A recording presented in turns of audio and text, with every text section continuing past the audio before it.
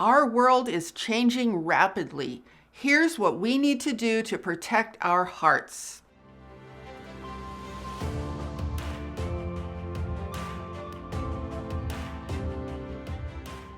Hi, I'm Saratoga Ocean, and I work together with an interdimensional, interuniversal, and extraterrestrial force known as Telstar, along with Archangel Michael. What's happening on this planet right now is absolutely shocking. In fact, it's so shocking we could probably start a new calendar. We could say before 2020 and after 2020, because we have clearly entered an entirely new era. Now, we as a humanity are under relentless attack. So in this video, I'm going to share with you the number one most important thing that you need to be mindful of, and that is to protect your heart. Your heart is literally your only lifeline to a positive destiny in this universe. I think that the main aim of the controllers of this planet is to get us to cut off all access to our hearts. You can look at it this way. The heart exudes a radiating flow of the energy of pure love. And that energy, that beautiful energy of the heart, needs to flow outwards in order for us to experience it. It needs avenues of expression so that we can experience its reality. So here's what these truly evil controllers are trying to do. They are trying to cut off all of our access points to the heart's true expression in this world. I mean, this is so diabolical. But you know what? When I explain this to you guys, you're going to see it, and then they will not be allowed to do it. So let's look at a few examples. What about face-to-face contact with other human beings? This is seriously important. You know, when you really connect with someone and you see someone smile, even if it's a perfect stranger, it immediately warms your heart. Just think for a moment and try to recollect what that feels like. Think about the importance of our facial expressions with each other in terms of our ability to communicate. Our facial expressions give us constant clues with each other in terms of how to navigate our relationships, hopefully in the most positive of ways. It also is a very powerful part of our experience that allows us to connect and bond with other human beings in a heartfelt way. So when you take away that shared facial expression among human beings, you are removing a major access point for the heart's expression. So take just a moment to imagine something. Recall for a moment what it's like when you, it could be anything. It could be you see someone you love, or it could be a stranger, but you meet each other, you greet each other with a smile, and just recall for a moment what that does to your heart, how you immediately feel your heart open and a beautiful connection that's really just a taste of the oneness that is behind all that is, how that experience just immediately ignites for you with such a simple thing as shared facial expressions. Now, we have very young children in this world who are literally being raised without the experience of constant facial contact with other humans. And that is extremely serious. Even throughout the animal kingdom, think of this. Facial contact is crucial to their ability to grow, evolve, and just function. So when you remove the experience of facial contact with other human beings, you are cutting off a massive access point for the heart's expression and thus your experience to feel your own heart. Now, another avenue for the heart's expression is human companionship. Natural human companionship always warms the heart. People do not like to feel alone. So just pause for a moment and recall what it's like if you are spending time with a close friend or a group of friends or someone that you're just very close to in general. Maybe it's a family member, maybe it's a loved one, maybe it's a child. Just think about the companionship, the warmth of that companionship with someone you care about who also cares about you, and how that closeness affects the feeling of your heart. Again, you can tell it activates the heart and it warms the heart, and you are able to feel your own heart. Because probably you're feeling gratitude and appreciation for that closeness with that other person. And gratitude and appreciation always warm the heart, right? So when you brainwash people into a belief that human companionship is dangerous and should be avoided, you are cutting off another major and very necessary avenue for the heart's natural expression. So now we have two things, right? Our faces are bad and our presence is dangerous. These are two extremely important and primary outlets for the heart's expression in this life. So the controllers desire to completely sever that, completely cut that off. You know, solitary confinement is well known to be torture. That is a condition of no human contact. The reason it's torture is because in that state, there is literally no outlet whatsoever for the human heart. So you're starting to get a picture for what they're actually trying to do. It's so crystal clear when you really look at it. Now let's talk about a few other important outlets for the heart. Here's a big one. How about the freedom to act on the heart's desire? We need open roads and avenues for a person's natural self-expression. See, here's the true meaning of life. The true meaning of life is the heart's desire to seek natural expression in the outer world. That is truly who we are as human beings in our most pristine, most aligned state. You know, even in our better days, before all this junk started happening, even then planet Earth was still a very difficult place for the heart to find its own natural expression. But nonetheless, at least we had these main avenues open to us. Now, in order to protect and preserve our hearts, we need to feel that there is some sense of a mostly benevolent world in which we can live. We need to feel like there is some measure of freedom to find our way in this life. We need to sense that there are always some possibilities on the horizon for us to evolve and have some chance at a fulfilling life. So the controllers want to shut all of that down. Now I'm going to show you exactly what this means and what you can do about it to protect yourself and protect your heart. We are fundamentally beings of light and love. Our hearts are the center of our being. This is true for anyone who is human, regardless of how much or how little that is expressed. So you can think of the heart as a powerful light that needs to radiate and expand. See, evolution is a very simple process where the heart seeks to manifest in pure and perfect love in whatever world a person finds themselves in. Evolution is where the heart seeks to become the one and only constant in a person's life. But in order for that to happen, it needs, as I said, those multiple avenues of expression. Those avenues of expression are like oxygen for the human heart. Now, if you want to know what your heart is, it's very easy to detect if you know where to look. Your heart is that place deep inside of you that seeks and desires beauty, peace, abundance, and pure love. It will never settle for anything less. It is your only touchstone of truth and of who you really are as an infinite being and a creator. It is literally your engine of evolution and ascension. The controllers know that by cutting off all of your access points to the heart's natural expression, that they can eventually break your connection to your heart. They want to break your connection so they can own you completely. See, if they can break your connection to your heart, they can also break your connection to your source, to your creator, and to your true self. Then they will have complete and total control over your destiny. And that, my friends, is their final aim.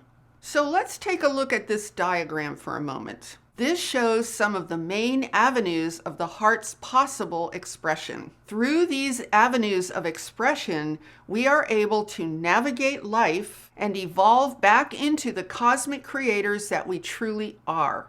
And most importantly, we are able to continually feel and experience our engine of evolution and consciousness, which is our hearts. See, it's really very simple. Whenever the heart is expressing through any of these avenues, you are experiencing your heart, and your connection to your heart continues to grow even stronger.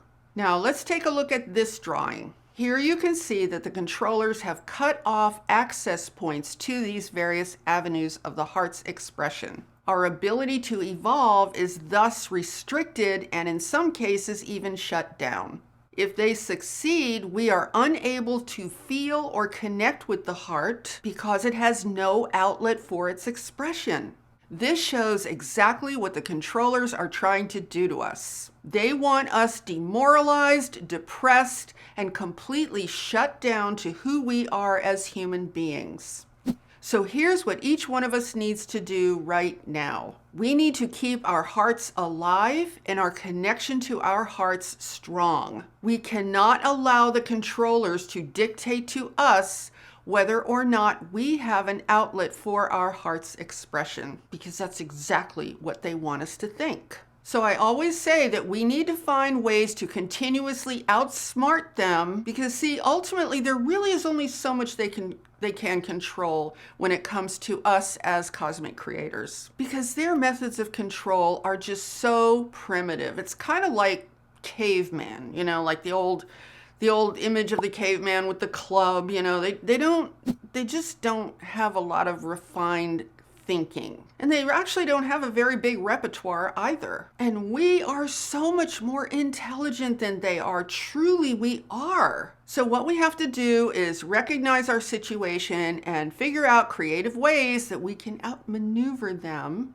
and not allow them to get away with what it is they're trying to do. Because ultimately, they cannot control our experience of life unless we let them. So the most important thing that you can do right now is to maintain and or create open avenues for your heart's expression. Open avenues through which you can continue to feel your heart. And I really want to encourage you to accept the fact that we really are so much more intelligent than these controllers. They look like they have power because they have gotten so many people to believe all of the stuff that they say. But when you extract yourself from all of that rhetoric and you look at how not very bright they really are, you can start to recognize that you as a creator are so much more refined, so much more intelligent, so much more able to think strategically than they actually are. Now, I'm going to give you a few suggestions about how you can start to position yourself to create your own avenues of expression for your heart. But you should definitely come up with some additional ones for yourself. I'm going to give you 3 suggestions, and these are just to get you situated, get you grounded, get you positioned, and get you started.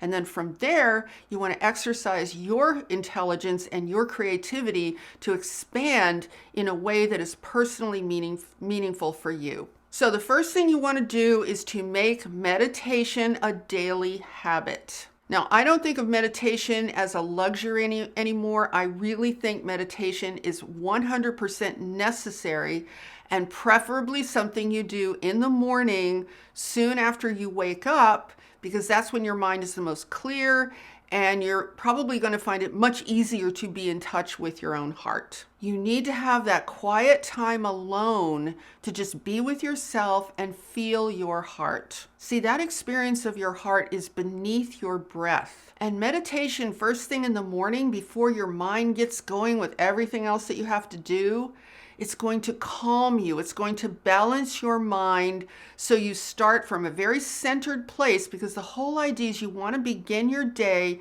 centered in your heart. You can just make this a sacred time. You can do some gratitude exercises. I know you've probably heard this 1,000 times.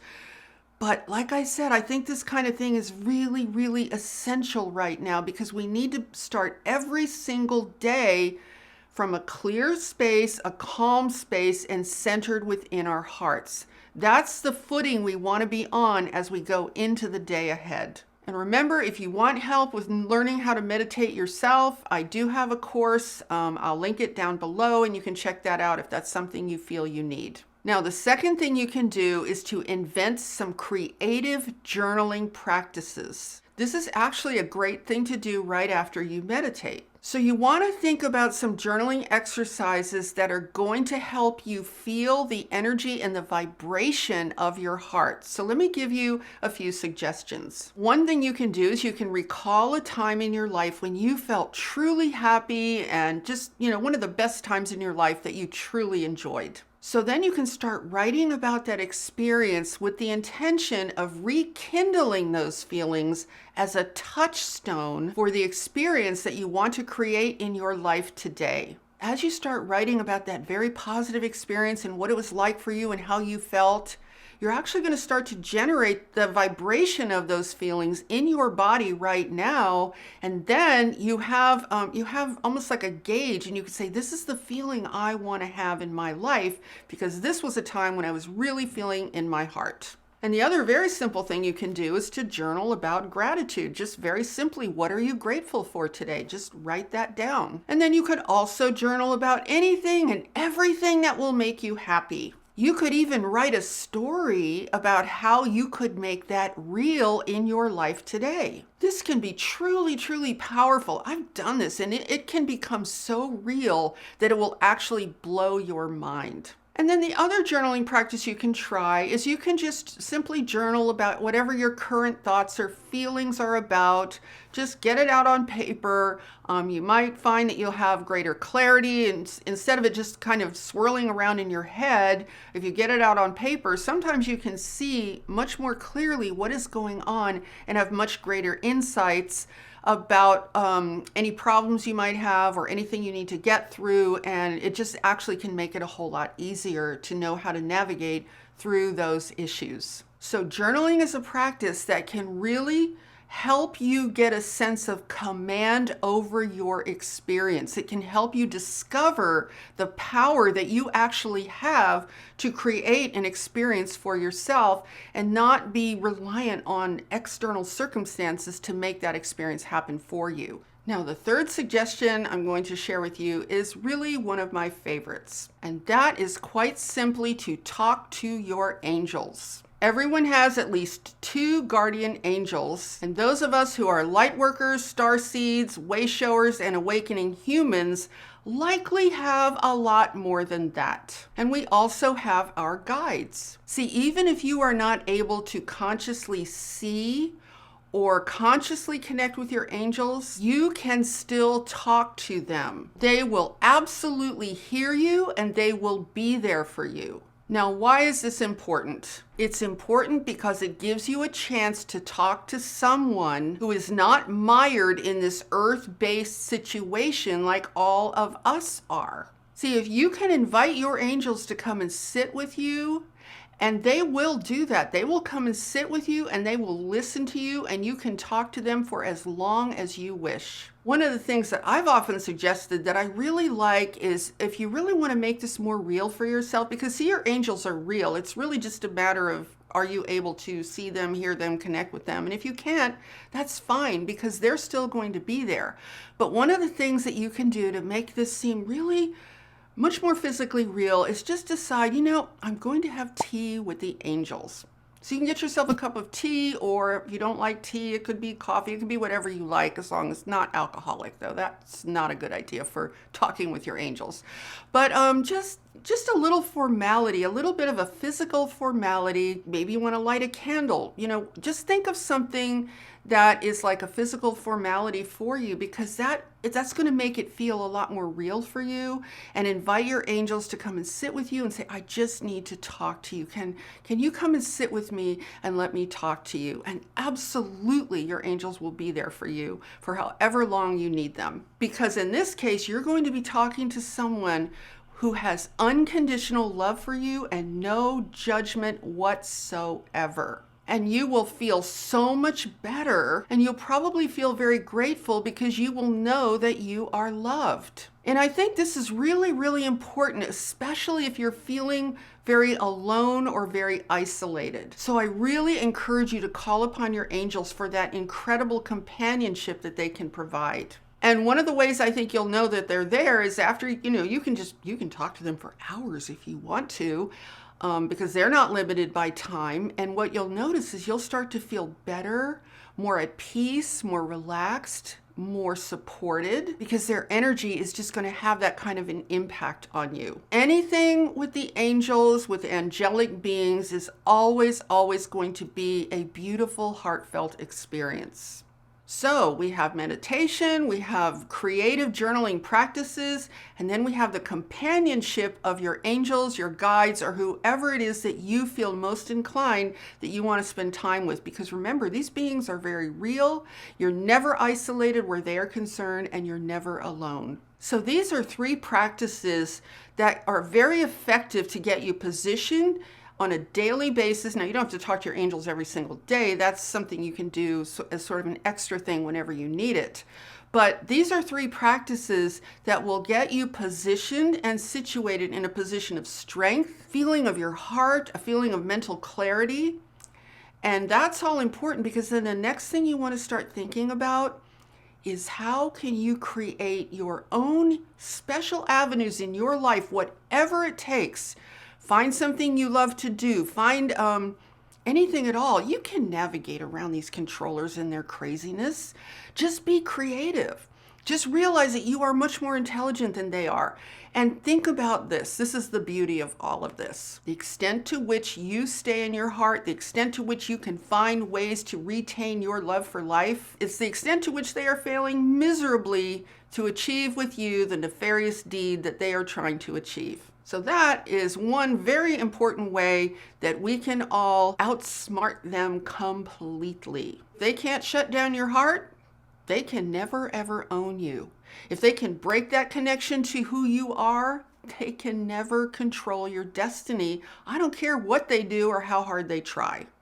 So I hope you enjoyed this video. I hope you found this information helpful. And if so, please give this video a thumbs up and share it out with anyone else who you think would find this very helpful as well. And be sure to subscribe and hit that notification bell, because I am here every Sunday, Tuesday, and Friday with all new videos. And with that, I'm sending you so much love, light, and high vibrational energy.